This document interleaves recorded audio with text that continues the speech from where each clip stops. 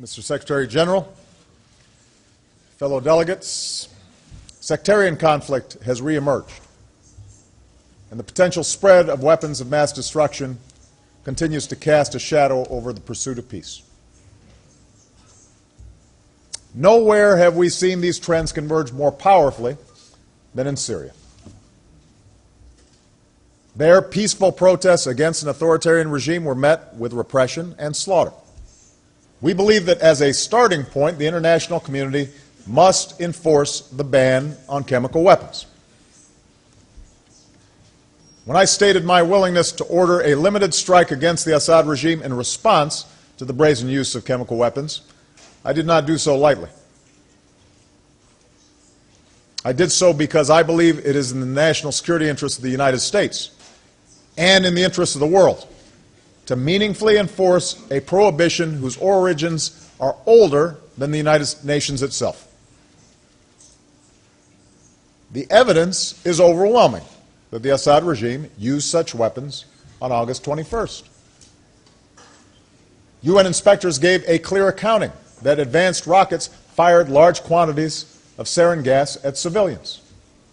These rockets were fired from a regime-controlled neighborhood and landed in opposition neighborhoods.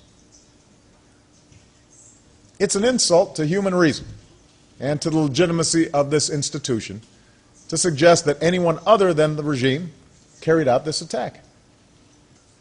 Now there must be a strong Security Council resolution to verify that the Assad regime is keeping its commitments, and there must be consequences if they fail to do so.